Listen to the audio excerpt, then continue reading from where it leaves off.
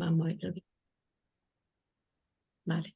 Bueno, buenas tardes a todos, bienvenidos y bienvenidas a todas. Como a muchos de vosotros conoceréis a nuestro amigo Javier Martínez, él muy amablemente nos ha dicho que sí al empezar esta charla urantiana, que la retomamos desde la pandemia, que funcionaron muy bien para tener contacto. Él es, como sabéis, él es español, tiene 68 años de edad, casado con 5 hijos, ya está ahora jubilado como ingeniero y un entusiasta del grupo de todo lo que tiene que ver con el libro de Urantia, porque coordina varios grupos, está en varios grupos de lectura del libro de Urantia, administra la plataforma Descifrando Urantia, también el grupo Ágora 2.0. Así que te agradecemos mucho que colabore con la asociación, porque claro, todos los que estamos aquí, nuestro interés es la difusión del libro y su enseñanza. Así que todo tuyo a la sesión, Javier. Pues muchísimas gracias, María José. Bueno, voy a empezar a compartir y vamos a ir. Bueno, antes de empezar me gustaría desde aquí mandarle un abrazo con la complacencia de todos a nuestro Demetrio Gómez, que estará en el cielo ya y que ha sido una persona muy significativa en la vida de muchos de nosotros. Entonces, que Dios lo tenga en su gloria. Vamos a comenzar.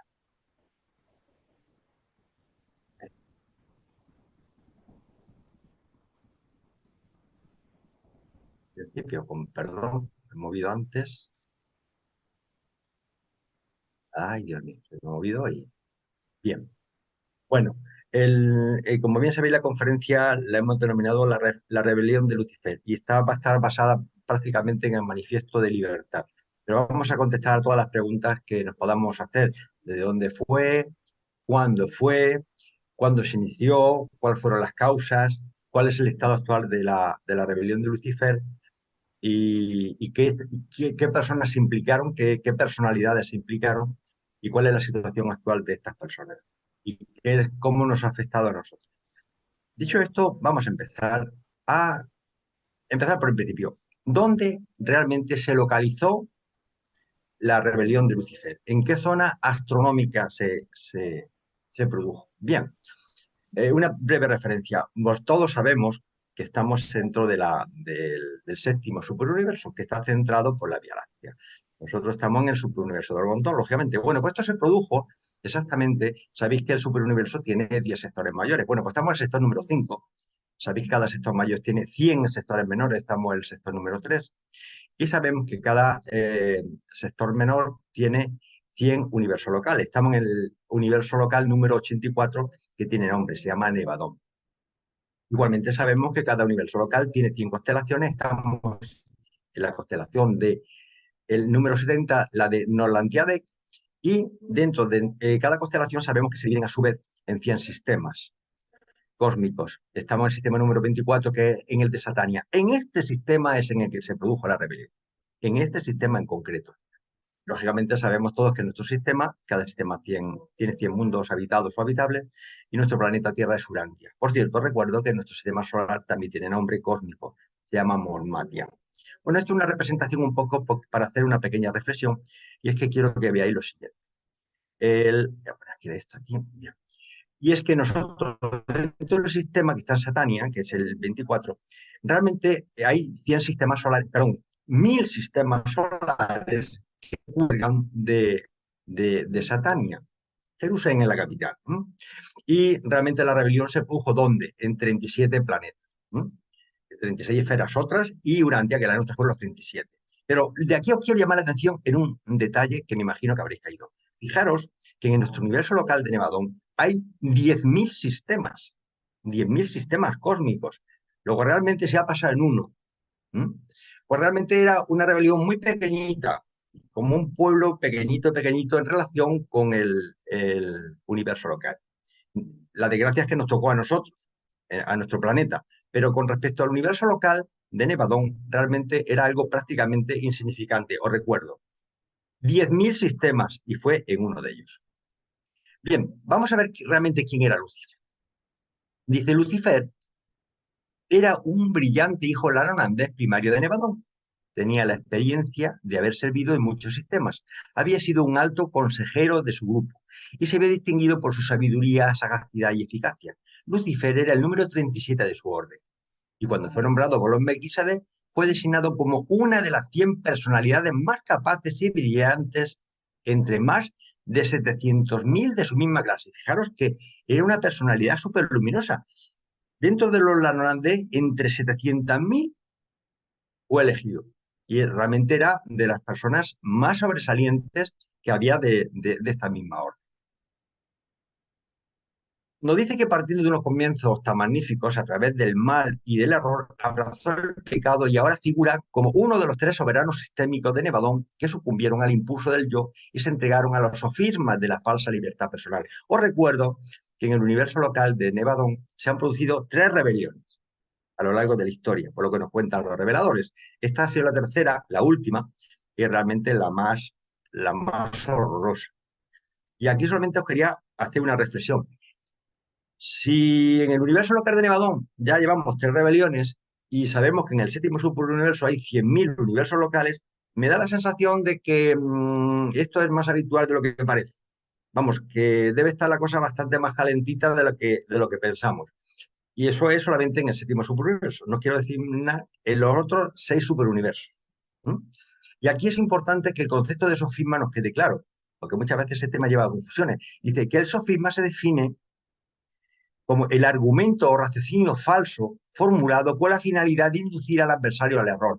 Y son los que te quieren engañar realmente siendo plenamente conscientes de lo que hacen. Esto es importante que lo tengamos en claro. ¿Cuál era la jerarquía de Lucifer? Fijaros que nos dicen los reveladores que Lucifer no era un ser ascendente, no era como nosotros, lógicamente era un ser espiritual. Era un hijo creado del universo local.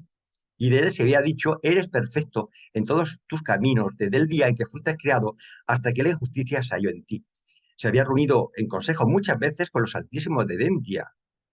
Lucifer reinaba sobre la montaña sagrada de Dios, el monte administrativo de Jerusalén, porque era el jefe ejecutivo de un gran sistema de 607 mundos habitados. Lucifer era un ser magnífico, una personalidad brillante. Después de los padres altísimos de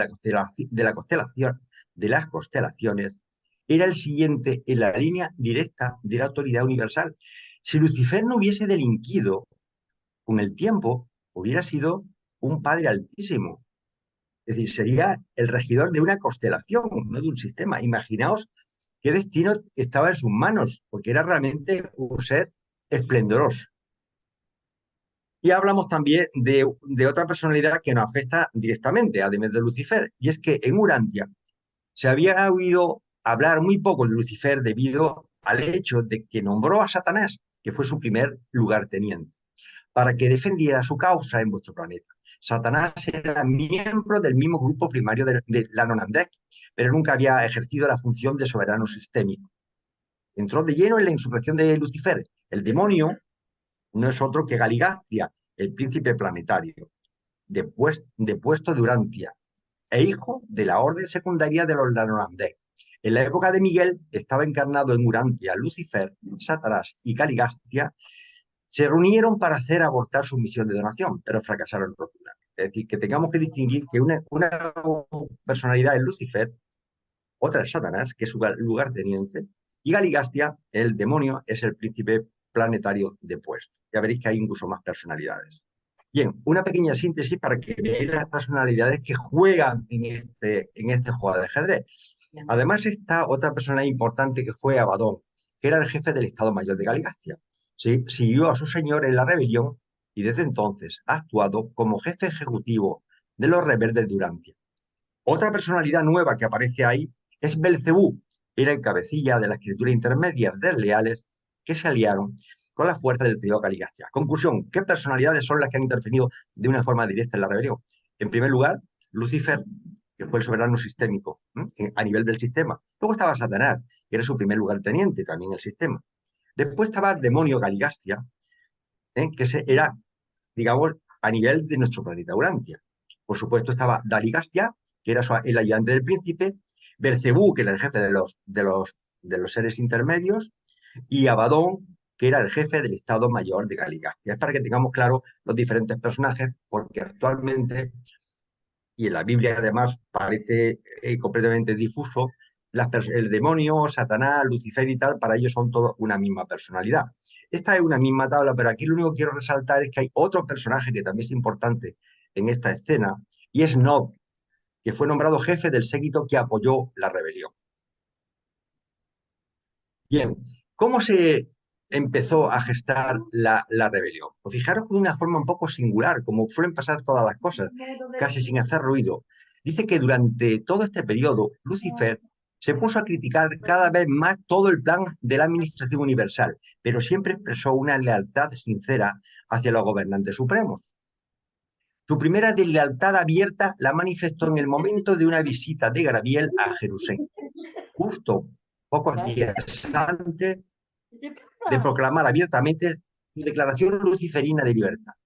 Gabriel, hay un micrófono que está molestando. Gabriel quedó tan profundamente impresionado con la certeza de una sublevación inminente que se dirigió directamente a Edentia para consultar con los padres de la constelación acerca de las medidas a emplear en el caso de una rebelión abierta. Ese micrófono lo podíamos cerrar. Gracias. ¿Cuáles fueron las causas realmente de la rebelión? Dice que es muy difícil indicar la causa o las causas exactas que culminaron finalmente la rebelión de Lucifer. Solo estamos seguros de una cosa, y es que cualesquiera que fueran esos primeros comienzos, tuvieron su origen en la mente de Lucifer. Debe haber existido un orgullo del yo que se alimentó hasta el punto de engañarse a sí mismo, de tal manera que Lucifer se persuadió realmente durante algún tiempo de que su proyecto de rebelión era verdaderamente por el bien del sistema, sino del universo. Realmente el proyecto que tenía Lucifer no solamente quería mejorar las cosas a nivel del sistema, sino incluso a nivel del universo local. Realmente estaba enmendándole la plana a su jefe. Dice, en algún momento de esta experiencia dejó de ser sincero y el mal se transformó en pecado deliberado y voluntario.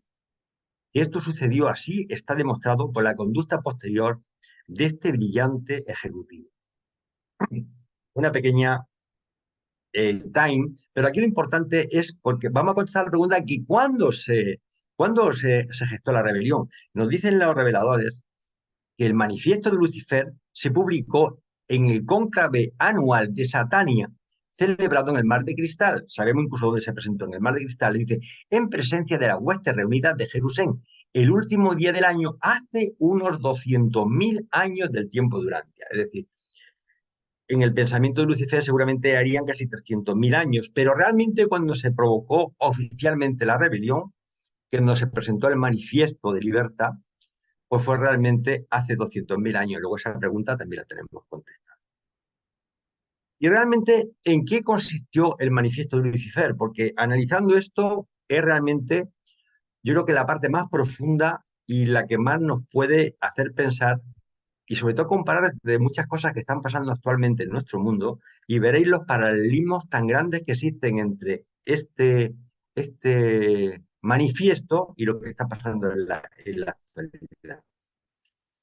Dice que cualquiera que hubieran sido los orígenes iniciales del problema en el corazón de Lucifer y de Satanás, la sublevación final tomó la forma de la declaración luciferina de libertad. Las causas de los rebeldes fueron dadas a conocer en 3 puntos. Básicamente y globalmente los 3 puntos, vamos a analizar uno detrás de otro porque es muy interesante. Uno fue la realidad del Padre Universal, otro fue el gobierno universal de Miguel, el Hijo Creador, el creador de nuestro universo local, como bien sabéis, y el tercero fue un ataque voraz contra el plan universal para educar a los mortales ascendentes. Entonces, el primer punto del manifiesto, que fue eh, digamos, criticar la realidad del Padre Universal. Dice que Lucifer denunció que el Padre Universal no existía realmente. Fijaros lo que está diciendo, es decir, cuando Lucifer dice que el Padre Universal no existe realmente es porque ha perdido la fe. Ha perdido la fe. Ese fue el principal problema que tenía Lucifer. Dice que la gravedad física y la energía espacial eran inherentes al universo y que el Padre era un mito inventado por los hijos paradisíacos para permitirle gobernar el gobierno de los universos en nombre del Padre. Y se negó que la personalidad fuera un don del Padre Universal. Fijaros, la personalidad del individuo, lo que significa eso. Incluso Insinuó incluso que los finalitarios, nosotros somos los finalitarios, estaban de connivencia con los hijos paradisíacos para imponer el fraude a toda la creación. Bueno, nosotros somos seres ascendentes, no somos todavía finalitarios. Seremos finalitarios cuando traspasemos las puertas del amor. Utilizó la veneración a su favor, pero gustaba que lo halagaran, calificándola de ignorancia. La acusación era violenta, terrible y blasfema. ¿Qué más dijo? En relación con el gobierno universal de Miguel, o sea, el hijo creador, dice: Lucifer afirmó que los sistemas locales, recordaros que son sistemas locales y 10.000 en el universo local, debían ser autónomos. Viva la autonomía.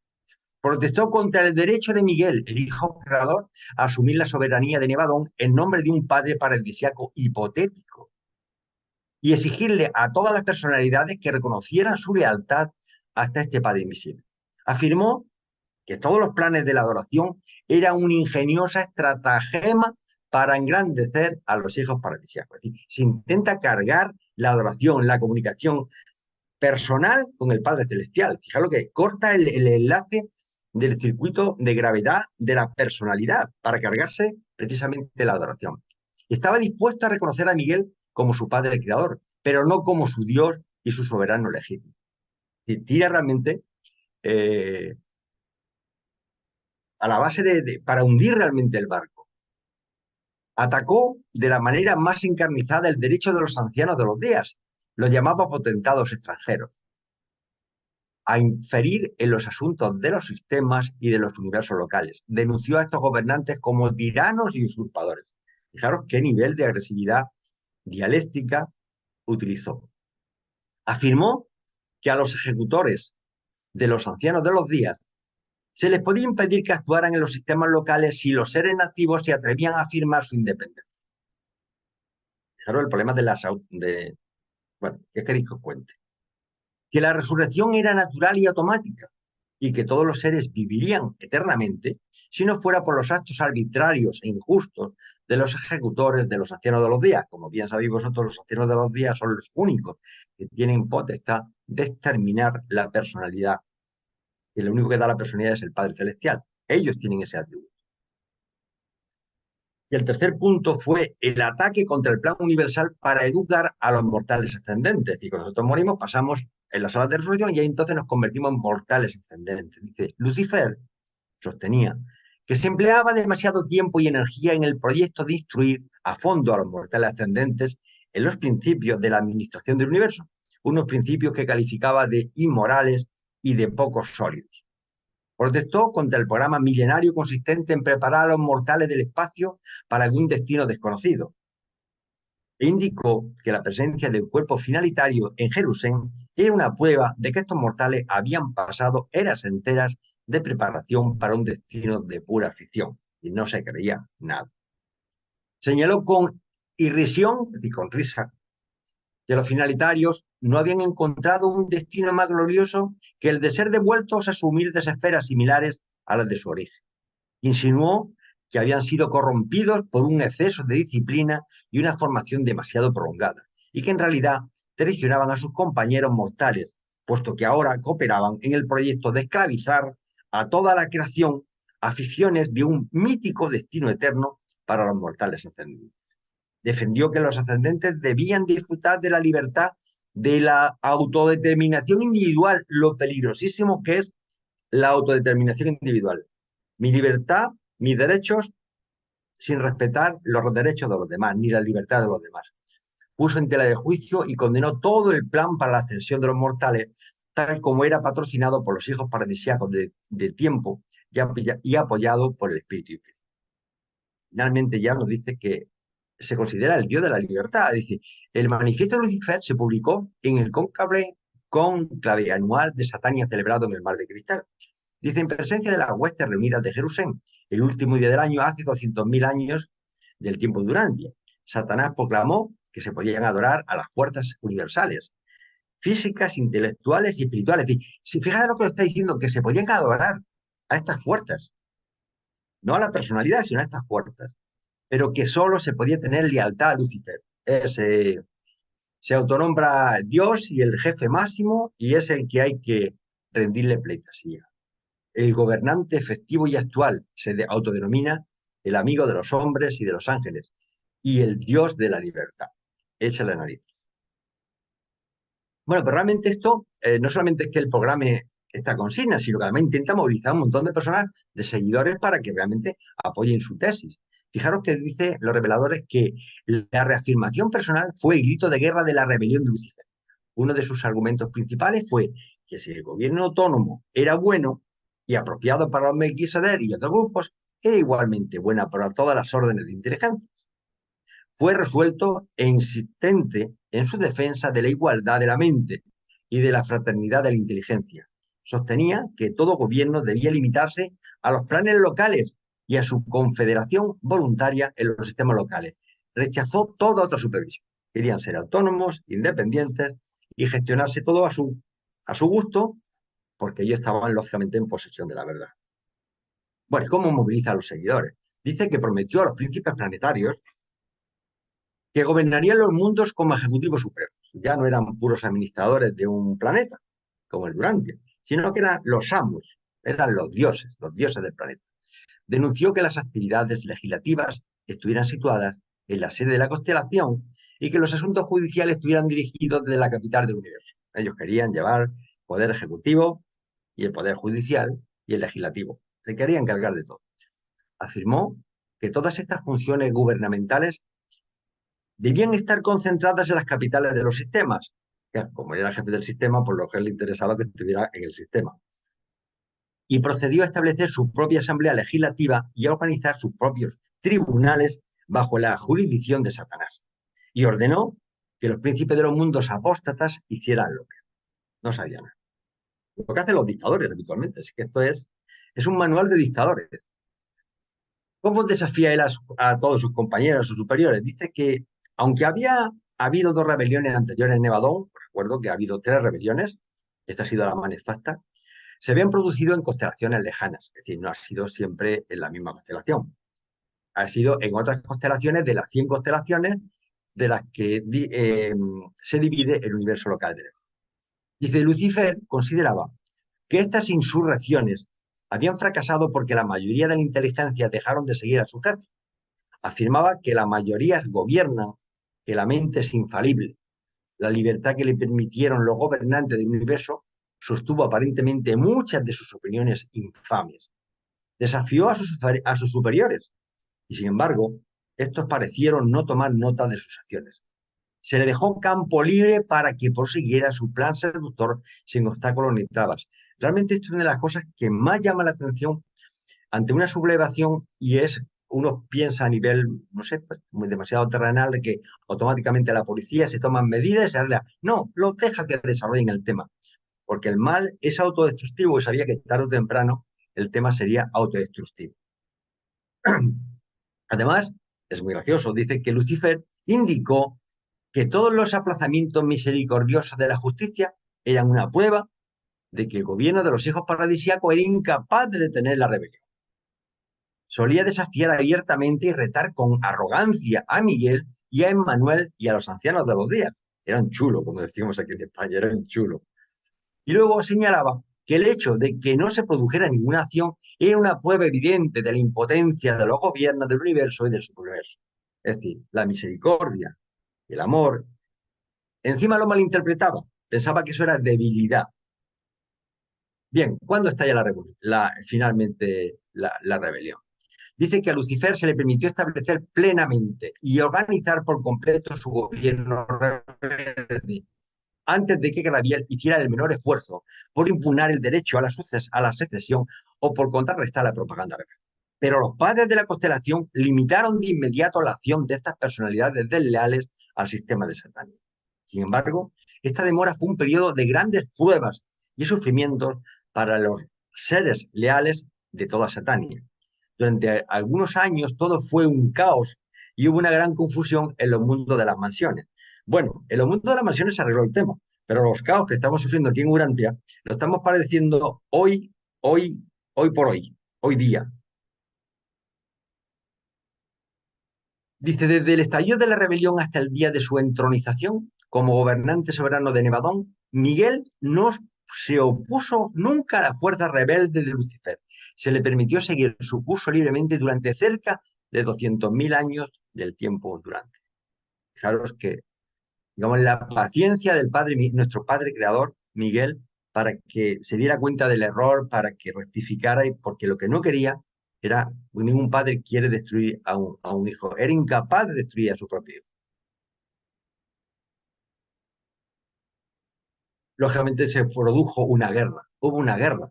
Dice que el emblema de Lucifer era un estandarte blanco con un círculo rojo, en cuyo centro aparecía un sólido círculo negro.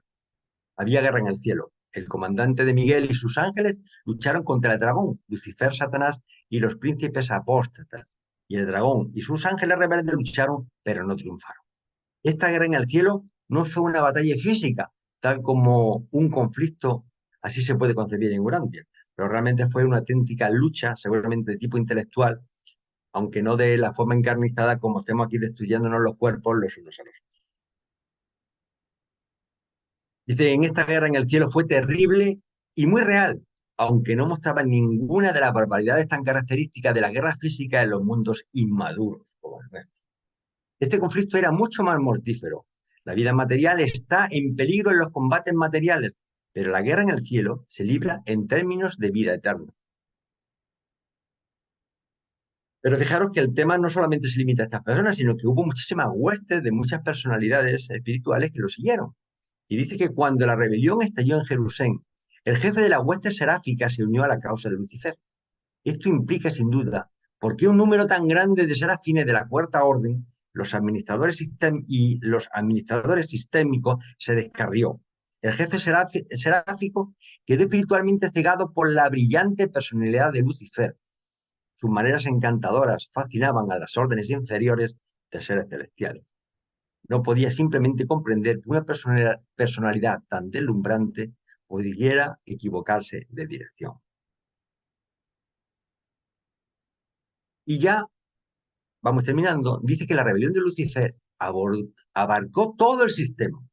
37 príncipes planetarios separatistas pusieron una gran parte de las administraciones de sus mundos al lado de los archirrebeldes.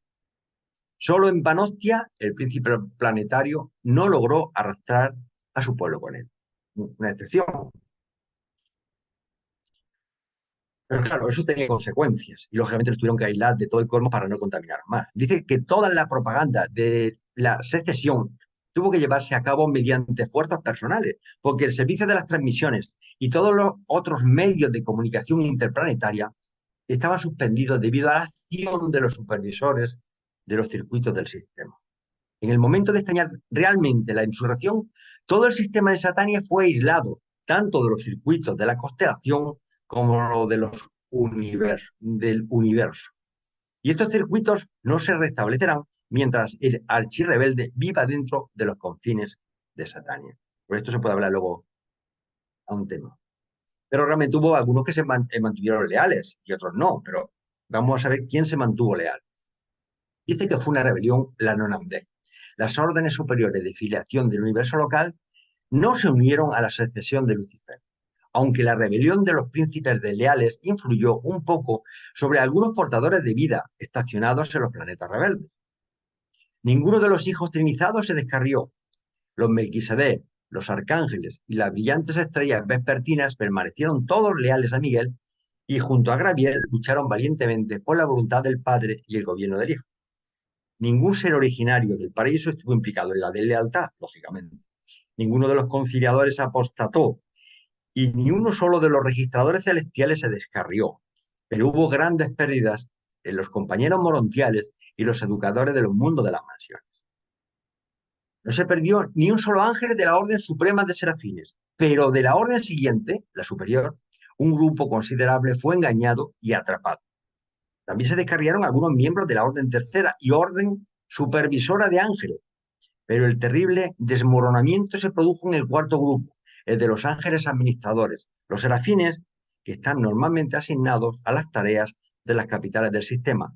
De todos los querubines de Jerusalén vinculados a los ángeles administradores, un tercio se perdió con sus serafines desleadas. Fijaros que un tercio de los serafines se perdió. Eran seres espirituales. unas capacidades asombrosas. Y este ser fue capaz de engañarlos. Incluso hubo algunos más importantes, como los hijos materiales, también tuvieron sus problemas. Dice que de los ayudantes angélicos planetarios, de aquellos que están asignados a los hijos materiales, alrededor de un tercio fueron engañados y casi el 10% de los ministros de transición fueron atrapados. Fue terrorífico. Juan vio todo esto simbólicamente cuando escribió de gran dragón rojo diciendo, y su cola trajo a una tercera parte de las estrellas del cielo y los arrojó a las tinieblas. Pero ahí hubo más, incluso le afectó a los hijos materiales y a los seres intermedios. Y nos dicen los reveladores que la pérdida más grandes tuvieron lugar en las filas angélicas, pero la mayor parte de las órdenes inferiores de inteligencia estuvieron implicadas en la deslealtad. De los 681.217 hijos materiales que se perdieron en Satania, el 95% fueron víctimas de la rebelión de Lucifer, es decir, los hijos materiales cayeron como moscas. ¿Mm? Y un gran número de criaturas intermedias se perdió en aquellos planetas individuales cuyos príncipes planetarios se unieron a la causa de Lucifer. Yo no sé si algunos se unieron por miedo, por convicciones, por ideología. Es difícil entender cómo estos seres con estas capacidades y este conocimiento de la realidad universal, de la realidad espiritual, fueron capaces de caer. Fue la rebelión realmente más extensa. Dice que esta rebelión fue en muchos aspectos la más extensa y desastrosa de todos los sucesos de este tipo acaecidos en Nevadón. Y en esta insurrección estuvieron implicados más personalidades que en el conjunto de las otras dos. Es que fue terrorífico. Y permanecerá en su eterno deshonor el hecho de que los emisarios de Lucifer y de Satanás no respetaran las escuelas de educación infantil del planeta cultural de los finalitarios, sino que más bien intentaron corromper a estas mentes en desarrollo salvadas por la misericordia de los mundos evolutivos. Fueron realmente miserables.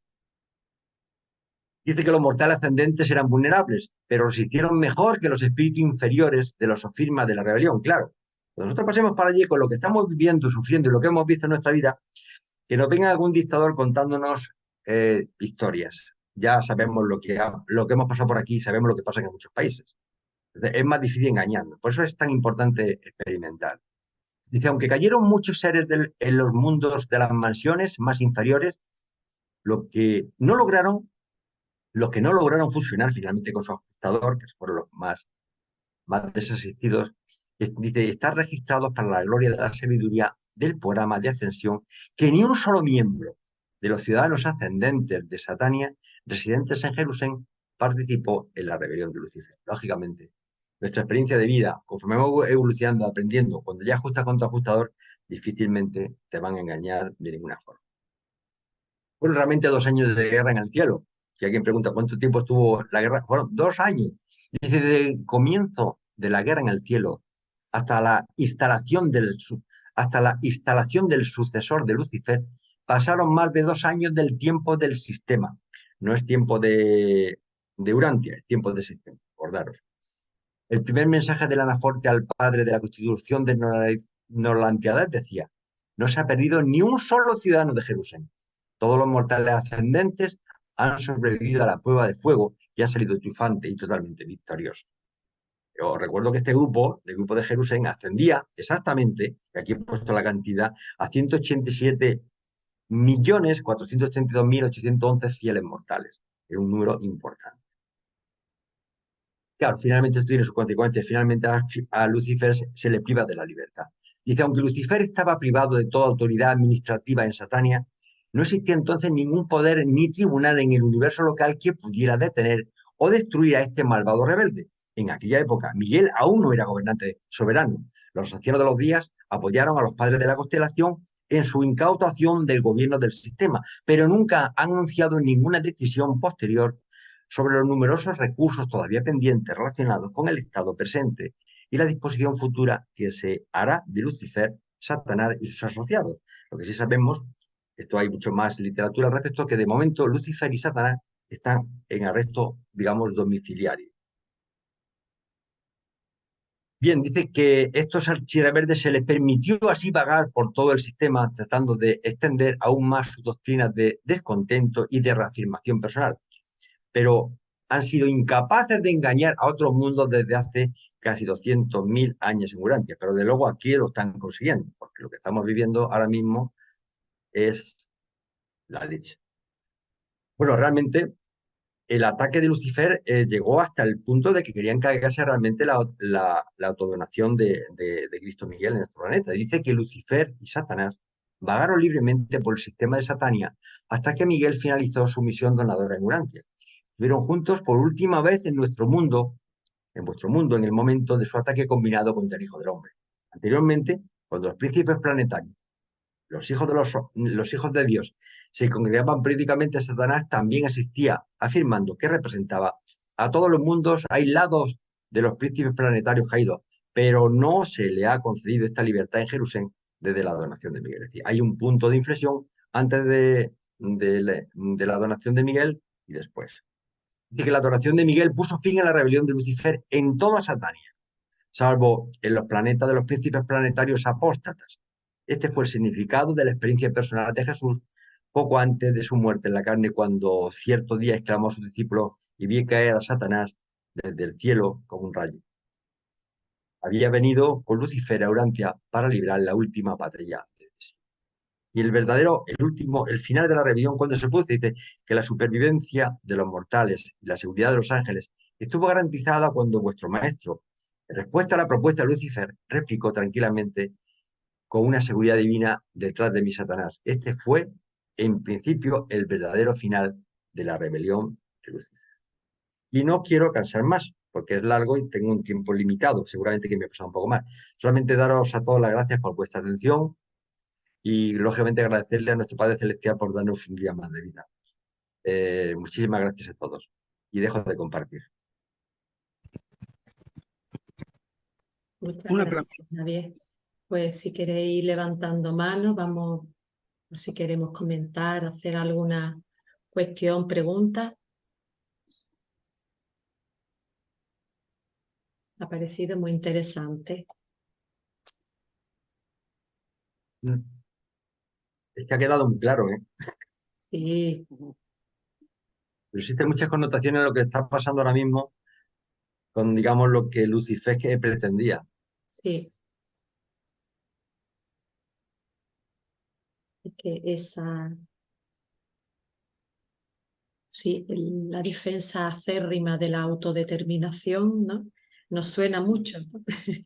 Las autodeterminaciones son muy peligrosas porque eso de sentirse superior, diferente y separarse, eso no trae más que consecuencias malas. Se ha demostrado. Yo creo que este mundo, hasta que no llegamos a un nivel, que tengamos un idioma general para todos, donde haya una religión única o digamos una relación con Dios única, al margen del nombre que cada uno le ponga, y una justicia única, va a ser muy, muy, muy difícil. Va a haber guerras y va a ser muy difícil. Pues Jordi, tú dirás. Sí, nada más, nada más una pregunta. Los 680.000 y pico de hijos materiales, ¿esos hijos materiales se refieren a los Adán y Evas, a los hijos de A, Adán y Eva? a los Adán y Evas. A los Adán y Exactamente. Evas. No, no a los que estaban No, en el mundo de las mansiones. los finalitarios es otra cosa. Estos Nosotros, son hijos materiales. los ascendentes, no.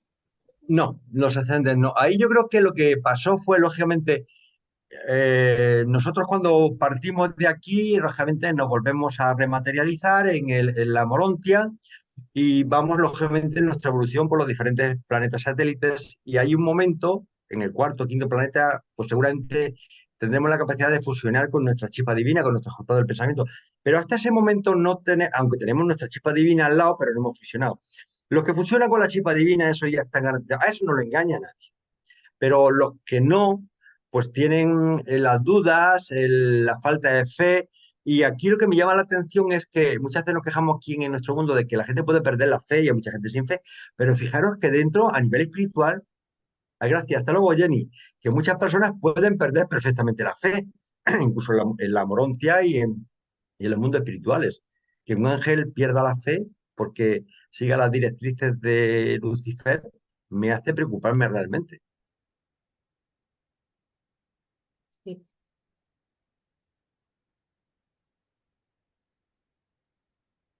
Y lo que es cierto que, bueno, Gloria, ha levantado la mano. Sí, gracias. Ante todo, felicitarte por la exposición, que lo has sintetizado todo muy bien en el tiempo que tenías, porque es un tema desde luego apasionante y muy largo. Y es a raíz de lo que acabas de comentar, ¿no? Porque es algo que yo siempre me he preguntado. Porque uno aquí, a nivel tan salvaje y tan animal que tenemos, por lo menos yo, para mí era así incomprensible que un ser de esa altura y a esa altura y teniendo alrededor lo que tiene, conociendo lo que tiene y siendo un ser tan brillante como realmente era, ¿cómo es posible, verdad, que pierda esa fe y que se deje dominar por esa soberbia, por ese orgullo, por esa vanidad? ¿Cómo es posible que un ser tan, porque que el tío no era un cualquiera, que no era un mortalito ascendente pobrecito, y sin embargo le dimos lesiones de que teníamos una fe mucho más fuerte que él? Que entonces eso es algo que siempre me he preguntado, ¿cómo es posible que a esas alturas pues un ser pueda llegar a lo más grave de todo, negar la existencia de Dios? Porque él reconocía, como ya sabemos, que Miguel de Nevadón era su creador, pero tampoco reconocía que fuese ni casi superior a él, ni que fuese su Dios, ni nada de nada. Él era todopoderoso y él se tenía, no sé, es algo que a mí, la verdad, siempre me ha rechinado muchísimo, ¿no? Y por otra parte, pues me encuentro, estoy contenta y orgullosa de decir, jolín, pues nosotros que somos totalmente agontonteros, que tenemos esa fe sin ver nada y que todo haya fallado aquí, pues ya tenemos que tener una fe fuerte, ¿verdad? En comparación, ¿no? Y no, simplemente hacer ese comentario, que me he preguntado eso, ¿cómo es posible aquí, aunque te lo están diciendo, pero lo mala que es la soberbia, lo malo que es el orgullo, lo malo que es la vanidad y creértelo, ¿no? Y entonces, simplemente eso, gracias. Pues gracias, Gloria.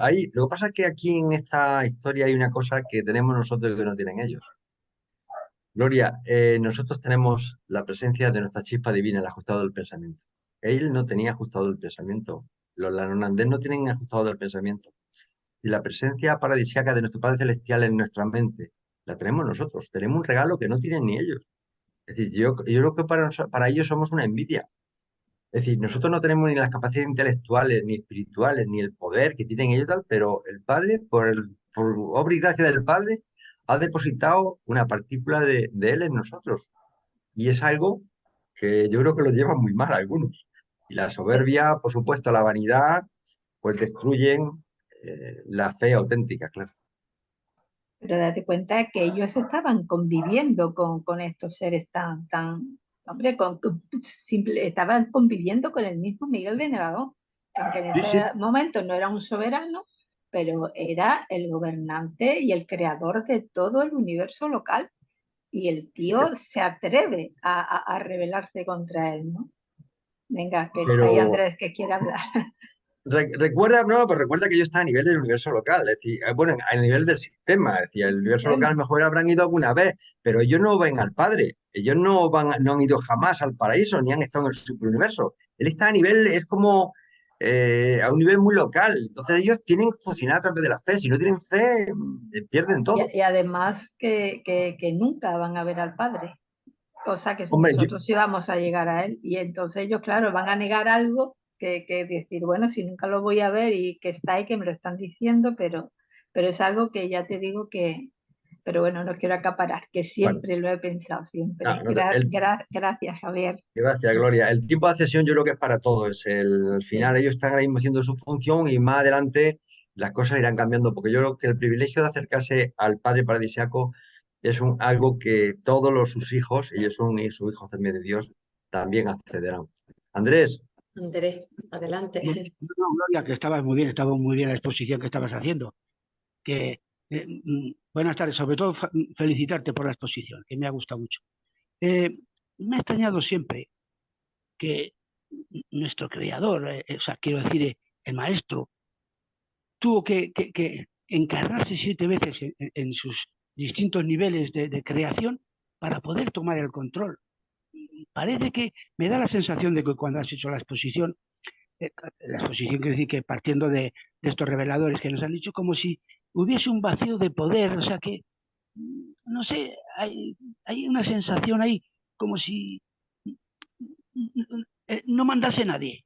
Y el que le ha cogido el poder, pues es mío. O sea, es una sensación de que tuvo que llegar a hacerse la 7ª encarnación, es decir, voy a ver cómo son toda mi creación, dijo el maestro, perdón, para que para coger el poder. Es que, o sea, vamos, el poder entre comillas, quiero decir, ¿no? Pero no sé, esa sensación de vacío, de que había algo no estaba establecido. Entonces tuvo que poner orden probablemente cuando cogió el poder que le dieron los ancianos de los días, dijo, pues venga, vamos a hacer las cosas bien. Y antes no es que estarían mal hechas, quiero entender, pero como si estaba un poco, ya te digo, no sé, me da esa sensación de que algo estaba vacío, o sea, que faltaban muchas cosas de hacer.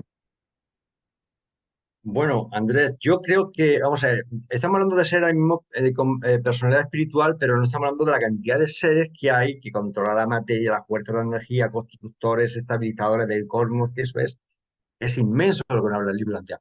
Ahora, a nivel de los gestores, los que llevan la evolución de los seres humanos, de la parte del ser humano, ahí yo creo que hay un orden plenamente establecido, pero que consiste en la buena fe, en dejar que la gente evolucione tranquilamente, en respetar el libre albedrío.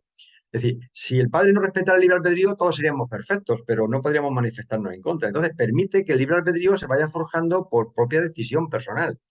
Pareciera es como si estamos en una sociedad perfecta donde todo el mundo nos amamos, nos respetamos, no hace falta policía, no hace falta jueces, no hace falta reglas de circulación, porque todo el mundo cumple las normas y no hace falta reglamentación, porque todo el mundo somos buenos y actuamos con buena fe y estamos bien. ¿Qué pasa cuando tú, en un mundo un poco paradisiaco, hay alguien que no cumple las normas, se lo salta todo? Pues pareciera de momento, se lo salta todo, incumple todo y parece que no, pero al final el mal es autodestructivo. Es decir, llega un momento en que a esos seres hay que quitarlos de en medio porque si no corrompen todo. Iba a poner un ejemplo que se me había venido ahora mismo históricamente, lo que está pasando en Bélgica, pero no quiero hablar sobre ese tema, pero para dar cuenta, un mundo idílico que en un momento se corrompe porque seres malvados se hacen uso de la libertad, y pasa lo que pasa. Pero vamos, no creo que haya falta de control ni de gestión, sino que, bueno, que cuando las cosas funcionan bien, pues no hace falta, no veo policías por la calle, ni a reguladores, todo el mundo actúa bien. Y la misericordia, pues, da tiempo a que el individuo se pida perdón, vamos. Así lo veo yo, ¿eh? Equivocadamente a lo mejor. Decía que nuestro maestro era la 3ª vez que se le revelaban. O sea, ya tenía conocimiento de que hay gente que puede suceder eso. Entonces, eso me queda un poquitillo, no en duda, no dudo por eso, pero joder, como lo que digo antes, que como si faltaría algo, porque joder, era la 3ª vez que en los mundos se había un levantamiento, aunque era mucho menor, ya se preveía que tenían que hacer unas leyes o unas normas, porque siempre habrá gente que se quiera saltar las normas y las leyes. Entonces, pues te quiero decir que estamos hablando de que 200.000 años, pero antes de eso, pues fíjate tú la existencia de todos los seres que había. Porque Garfalda, que es uno de los primeros que llegaron al cielo, ya tuvieron 200.000 millones de años, o sea que no partimos de los 200.000 de Lucifer. Sí, sí, Por eso sí. la Pero sensación no, no.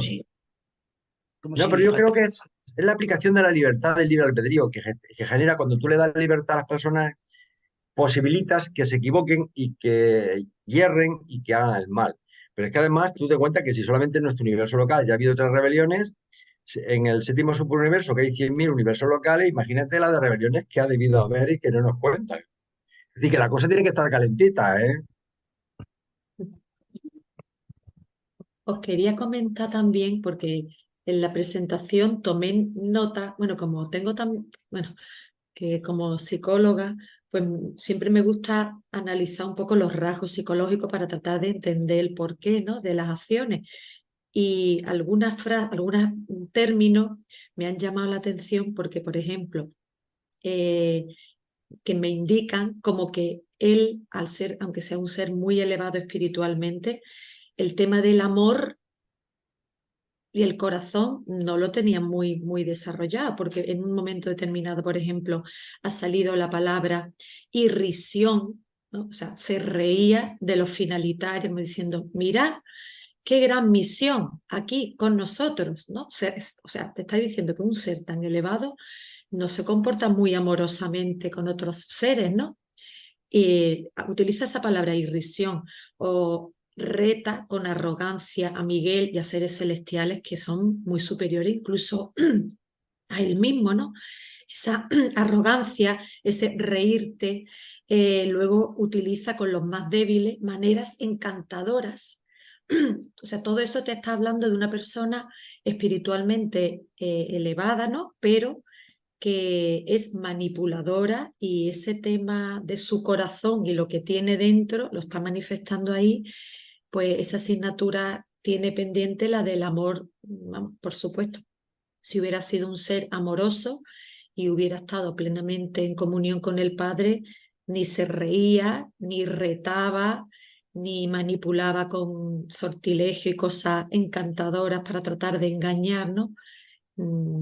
Entonces, también tiene ese fallo, ¿no? O sea, intelectualmente pudo ser alguien muy poderoso, ¿no? Elaborar un manifiesto con lógica, con planteamientos muy razonables, a lo mejor para él al principio, ¿no? Darle autonomía, somos seres avanzados, espirituales, con grandes valías, vamos a darnos más poder, bueno, ¿vale? Pero que ahí no actuó, yo creo que desde el principio no actuó de forma amorosa, ¿no?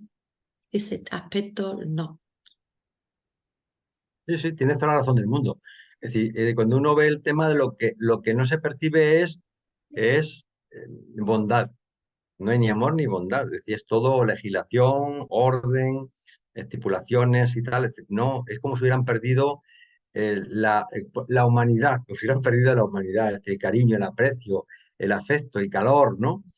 Y que sean espirituales no significa que sean más cariñosos ni más dulces que podamos ser nosotros. Por eso uno de los misterios que hay es que el Padre ha decidido que el ser humano surja del barro, a nivel lo más bajo hacia arriba. Y seguramente esos seres, cuando lleguen al paraíso, tendrán unas capacidades de empatía, de luchar por los demás, de sacrificarse y tal, que no tienen los seres espirituales. Sí, Posiblemente.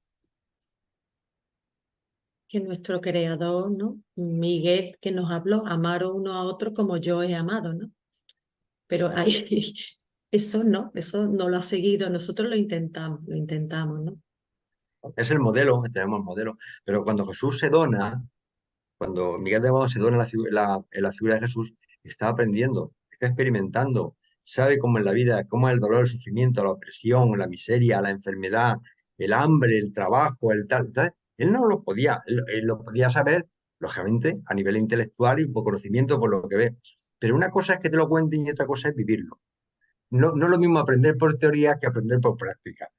Y Jesús es mucho más misericordioso, más abierto, más comprensivo, que era antes de la donación. Yo estoy completamente convencido. Cuando tú vayas allí y le des un abrazo a Jesús, dirá, ay, padre, si es que tú sabes que lo pasé. Dice, ¿qué me vas a contar? ¿Qué me vas a contar, hijo? Ya se la sabe. Así es. Sí. Javi, tenemos, ¿qué sabemos la situación actual? Porque hay una causa judicial que es Gabriel contra Lucifer, abierta en Ubersa. Hasta donde sabemos, en la época de la revelación había pasado la primera audiencia, ¿verdad? Creo que estábamos por Sí, ahí, no sabemos más qué pasó. desde luego yo no lo sé, Ramiro. Sí, Yo lo no, que sí sé, pero, ¿sabes? Sí.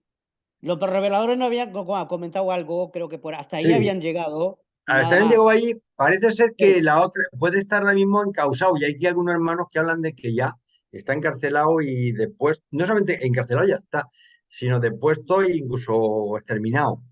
sí, Vamos a ver, los tiempos aquí, para lo que nosotros duramos, esto posiblemente todavía sí, esté en marcha.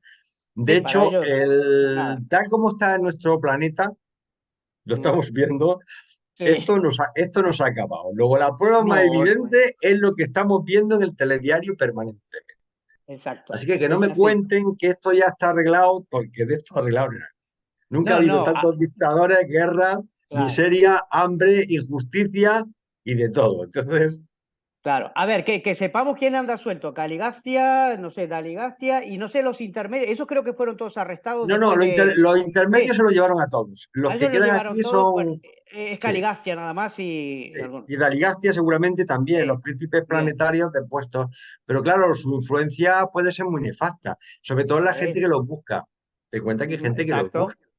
exactamente, que los llama. El mal se alimenta del mal, con lo cual, Así es, así es.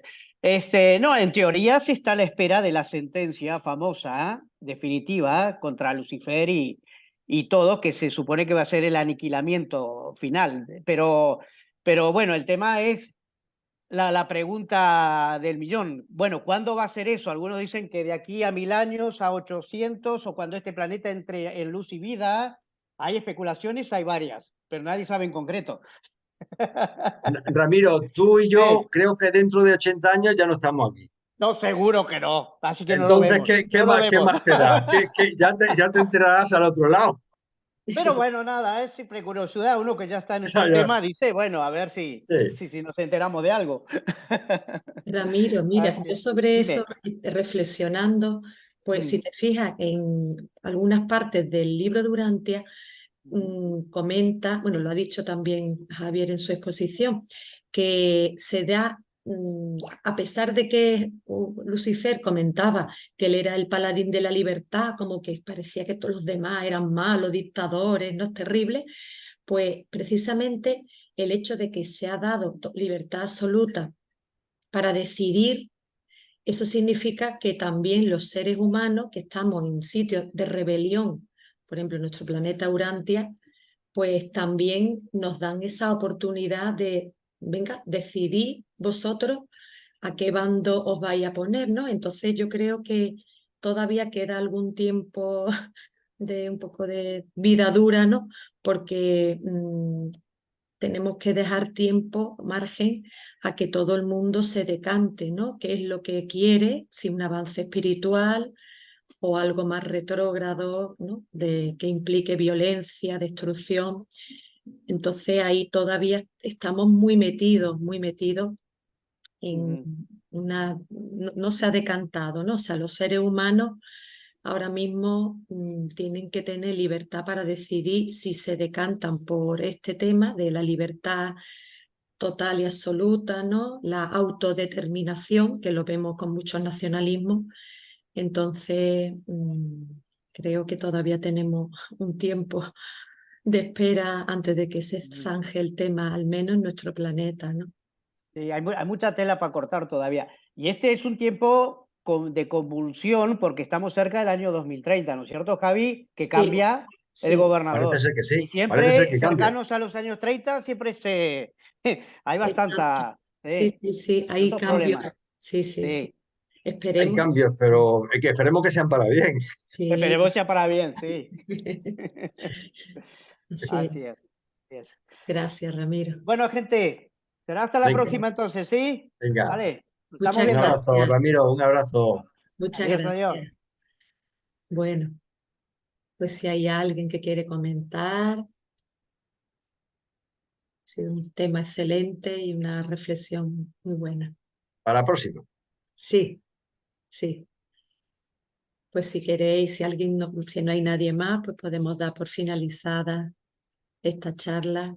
Muchas gracias, Javier, y a todas Gracias las a vosotros. personas que habéis, porque siempre es bueno recordar, refrescar y tener muy presente, bueno, que siempre ahí tenemos a nuestro querido Jesús de Nazaret, a Miguel de Nevadón, que al final el que va, sabe, él sabe que va, tiene paciencia, no quiere correr, nos da libertad y sabe que va a ser el vencedor final, ¿no? De esta rebelión.